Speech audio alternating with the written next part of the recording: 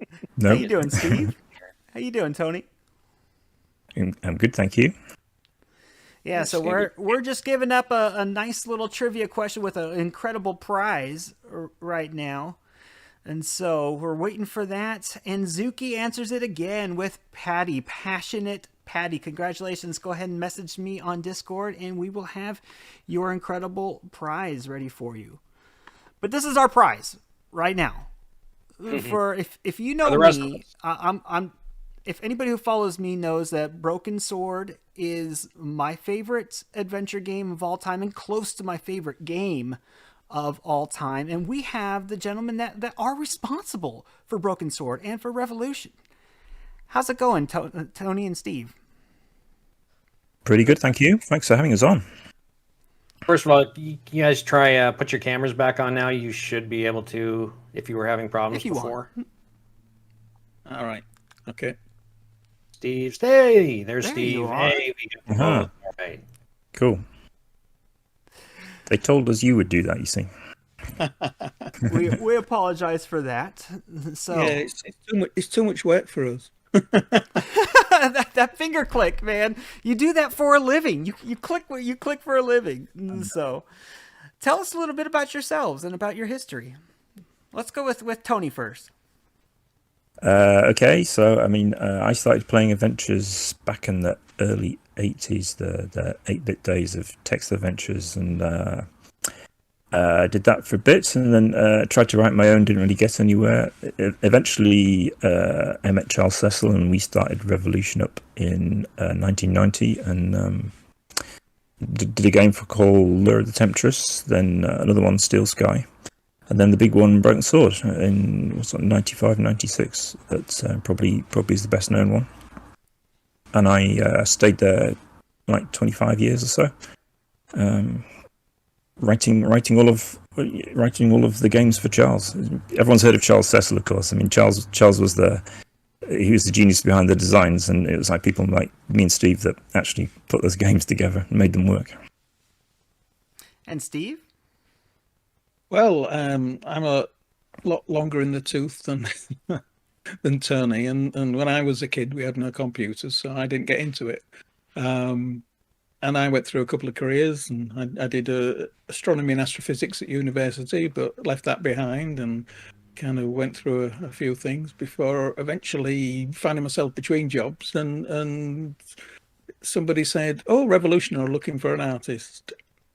Take your portfolio along." So I did, and sort of by some chance, I managed to convince them I was good enough for their for their projects, and really kind of rose up from there.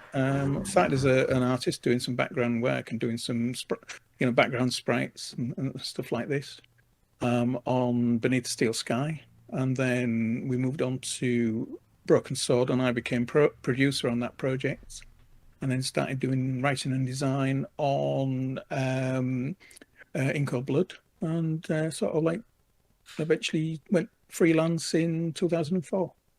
And I've been working as a freelance writer and artist ever since.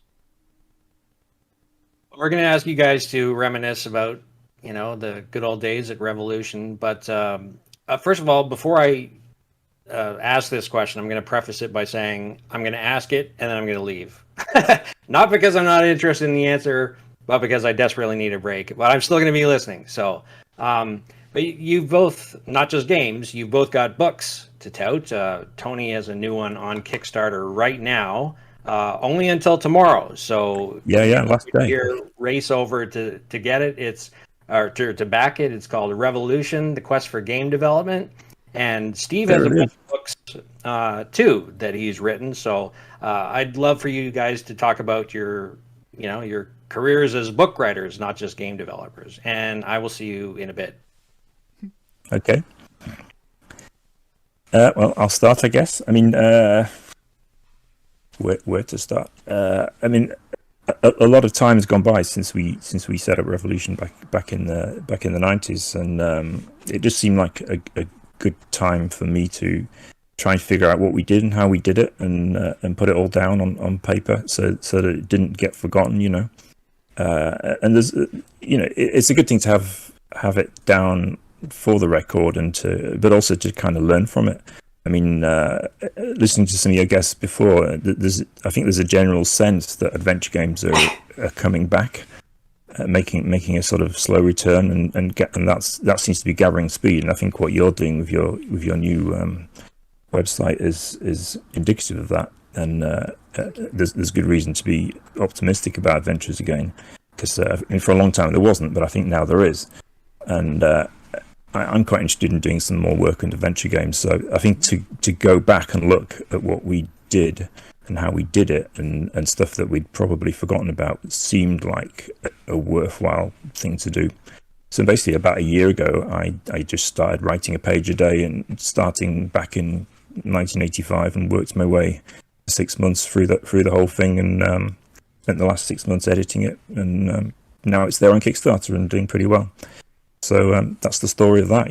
Hopefully it's going to be worthwhile for I mean, not just for me, because I've remembered stuff and learnt stuff and come to a lot of conclusions, but I think anyone interested in adventure games, or our games in particular, or games development, or the extremely unpleasant underside of the games industry, which is the corporate world of it, they'll find it very interesting. So there it is. Check it out. Are you saying that you wrote and edited your own book? No, I wrote it, and then a friend of mine, Martin Mulrooney, helped me edit it into shape. And I think certainly I needed someone to help me do that. Right. I mean, I thought, oh, I've done it. I've written the book. I've got to the end, first draft. Fixed the spelling mistakes, and it's good to go. There's actually a bit more to it than that, and you need to look at it. You need to take a step back, leave it for a while, get someone else to read it who knows what they're talking about, and then slowly jig it about here and there and just make it flow a bit better. But yeah, I mean, I needed someone to help me do that, so that's what Martin did, and he did a great job. Oh, well, let's hear about Steve's books that he has written and that he has going on in the hopper right now, and then we'll talk a little bit about Revolution Software. So, Steve, what do you got in the works right now? I say anything on that. I mean, Tony gave me an advanced copy of his book, and I've read it. I finished it, don't know, earlier this week, was it? And wrote a brief review of it on Facebook and a few other places. I posted it.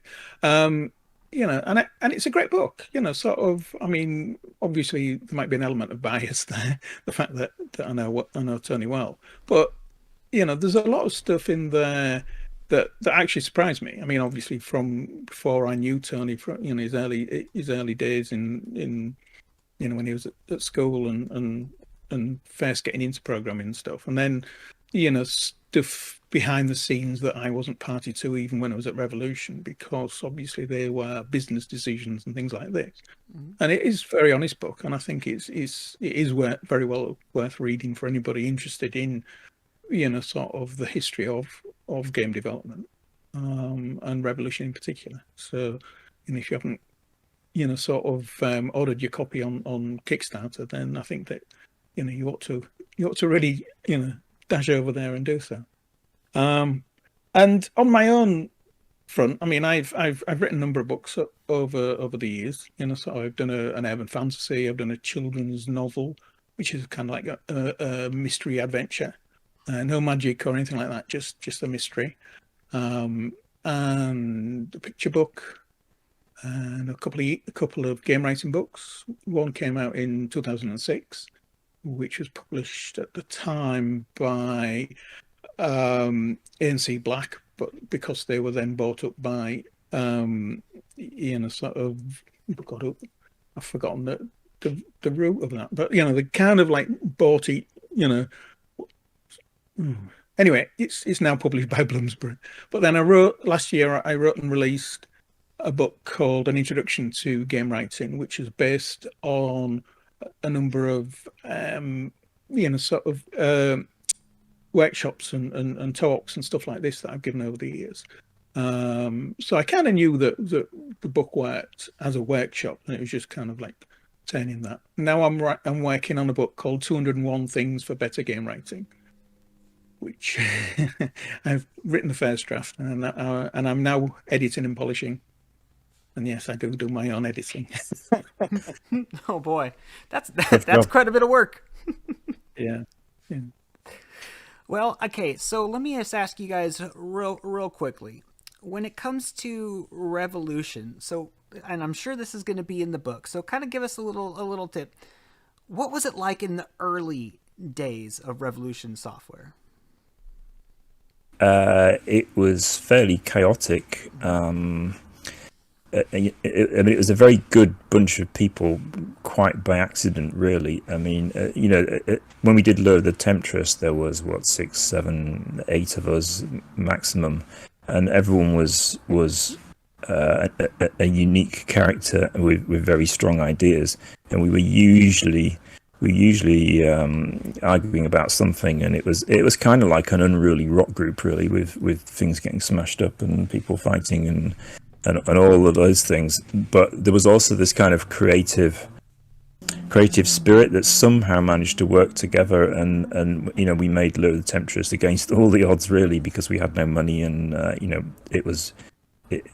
we had very bad basic computers, and no office a lot of the time, and stuff was getting stolen, and it was all a bit crazy, but somehow we managed to get through it all, and make a game at the end, and no one really took us seriously. I mean, we were hired by Microsoft to do that game for like a laughable amount of money. It was the kind of money that gets spent on game sort of trailers and intro sequences these days. It was no money at all.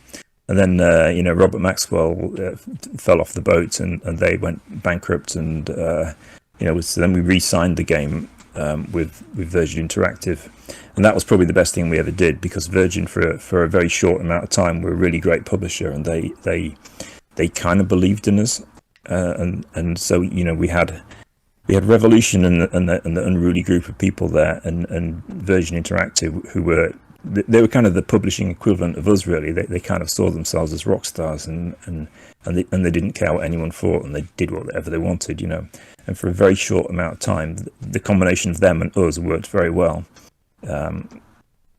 Steel Sky was building on that, and then the sort of culmination of that was Broken Sword, where they said, we love you guys, and we think you could do something really great, so we're gonna give you what you need, and just go away and make the best adventure game you can. And that game was Broken Sword, and normally, I mean, the story of Revolution, the rest of it is one of corporate forces working against us, but for that short amount of time, and certainly during most of Broken Sword 1, they were actually working with us, and that's one of the reasons that game was so good. So we have a lot of these great developers, these great businesses like Sierra. We had LucasArts, who are now mostly out of the adventure game industry. However, Revolution's still there. Just released Beyond the Still Sky. Not too long ago, we got to see George Stovart again in Broken Sword 5. How's that make you feel to still be there in the adventure game industry when a lot of them have bowed out one way or the other? Yeah, I mean, Revolution, it because it was always being buffeted like this way and that way, and people attacking it, and its life was always threatened. I mean, it was never stable. It was never really, it never had a big shiny office and all these things. It was always under threat. And I think the fact that it was always in survival mode meant that it survived, and sometimes it went down to almost nothing. I mean, I remember when it had, we'd done Broken Sword. We'd had a reasonable office and like 40 people working there at one point. And then at other points in time later on, despite having written, great games like Broken Sword, hopefully great games, successful games anyway, it was right down to nothing. No office, no employees, just me and Charles going for a run saying, what should we do? And from that, it was reborn again and came back to life, And the iPhone was one of the things that brought Revolution back to life, and the App Store. And so it is still around, but it's been up and down, and it comes and goes, and it gets bigger and it gets smaller. But I mean, Charles still loves adventure games, and I still love that kind of thing. So we've never gone off to we've never said, oh, forget it, let's go do something else, something that will really make some money or be stable or whatever. We've always stuck with it because it's what we love doing. So that's why it still exists. I don't want to wander too far off of Revolution, but Steve, you've been fairly prolific in your, I would call it, post-Revolution career. Can you maybe tell us about some of the games you've worked on outside of Revolution? Yes, I mean, sort of, obviously, being a freelance writer, most of the games have been, kind of narrative based at least, and I've been involved with, sort of like some adventure games. I mean, I wrote and designed So Blonde. When I say I designed, sort of like high level design, sort of, the main thrust of the puzzles and stuff like this. And then obviously the team at Wizardbox then put the game together based on that. And then there was a kind of sequel to that where we kind of reimagined the game story differently for the Wii and the DS, I think it was. And then we did Captain Morgan game, which was sort of like from the same universe, as it were. But then I did some sort of like editing and writing on various things. I've done a lot of casual game writing, because they need quite fast turnover on things, and I'm usually pretty efficient at that kind of. I did some script editing on The Witcher, and the second one as well, which was fascinating actually, because the first one was really struggling to find its feet, sort of like developmentally, and there were far too many words, and they asked me to edit it down from 100,000 to 60,000 words so that they could fit some more words in. That's a big edit. But then, so that was an interesting thing.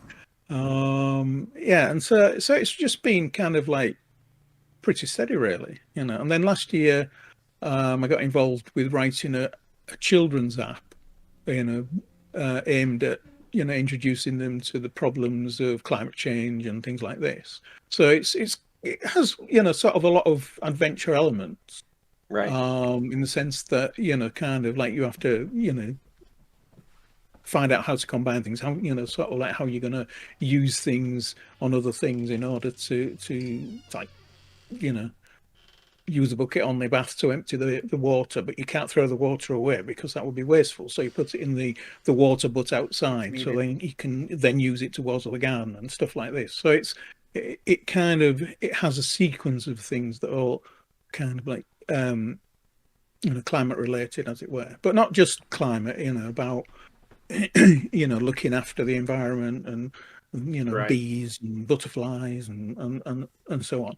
So sort of, but we hit a slight snag in that the developers who were actually putting the game together were based in the Ukraine, and obviously Tom, the issues there are somewhat serious. So that's kind of been put on hold for the time being, unfortunately. But sort of, that's just the nature of things, isn't it? You sort of, we get these unfortunate situations, and we wish they'd go away. And but there you are. So that's kind of some of the things I've done. So of all the games that you've both worked on, what would you say was the most challenging? Either technically challenging, creatively challenging? Do you have one that kind of sticks out in your head? I think for me, I would say Beneath a Steel Sky. It was so close to not being possible.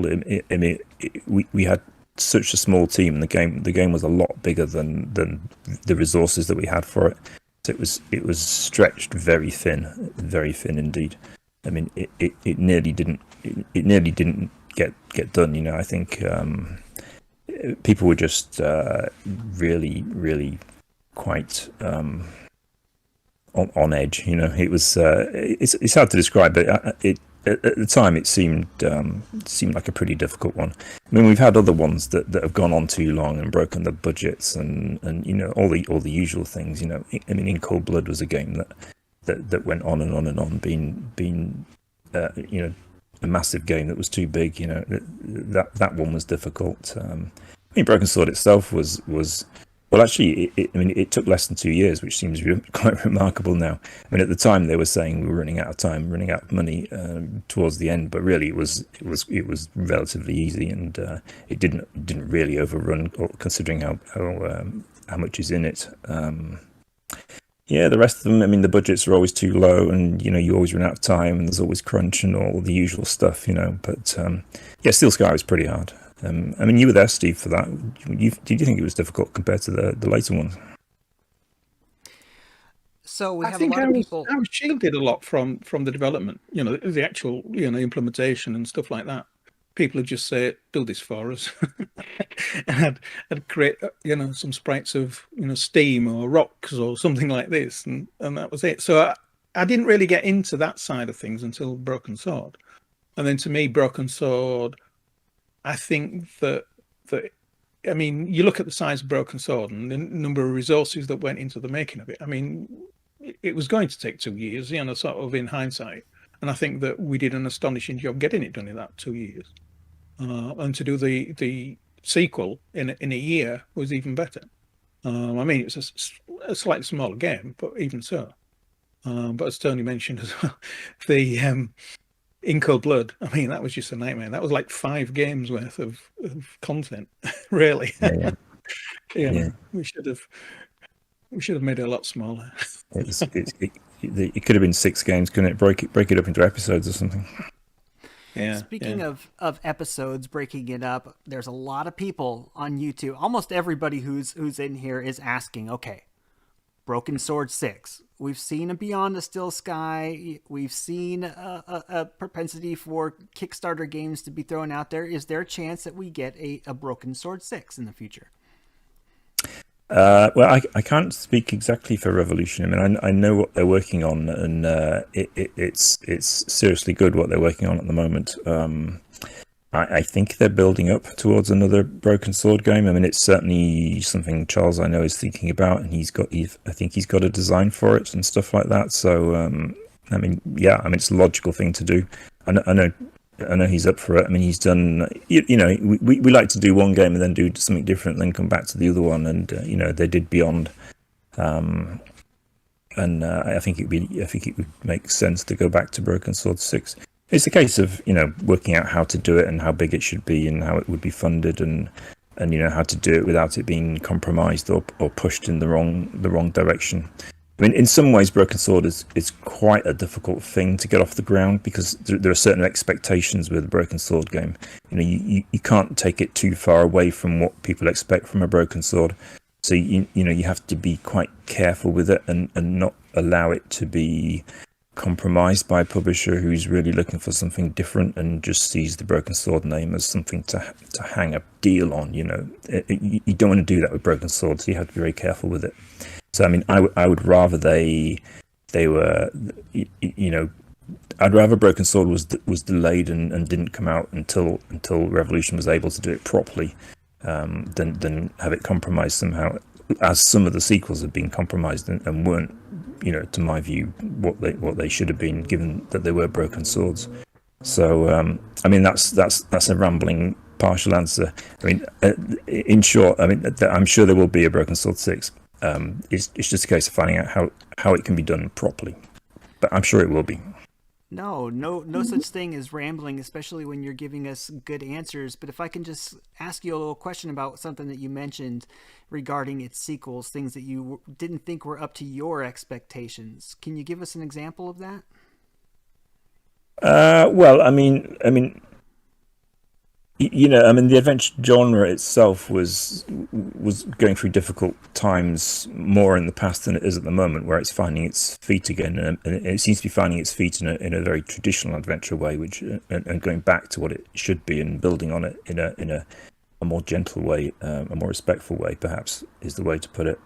I think there were times in the past when people considered that adventure games were dead. We were being told by publishers that Broken Sword adventure games were finished. Nobody wanted them, and what they wanted was Resident Evil, and they wanted 3D, and they wanted PlayStation games, basically. So, publishers would come along to us and they would say, well, Broken Sword's a great name. Can we give the guy a gun, and can we have him running around and that kind of stuff, and climbing up things and jumping around, and make him a bit actiony and give him a bit of that kind of stuff. That's not what you should do with a Broken Sword game at all.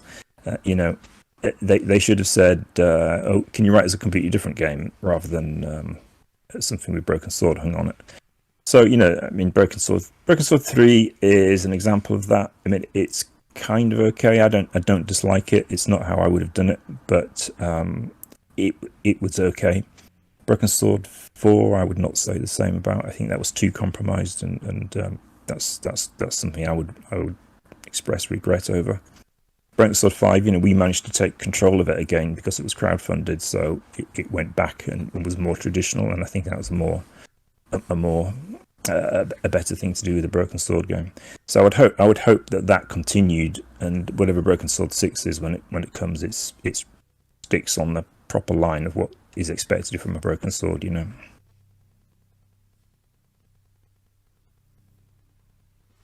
So you said you think Revolution is building up towards Broken Sword 6. Does that mean that they're currently working on a project, or they're in pre-production, or I don't quite understand that answer.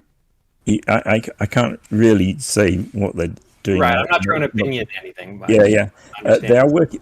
They are working on something which is not what you expect it to be, and you'll be very happy about it. Okay.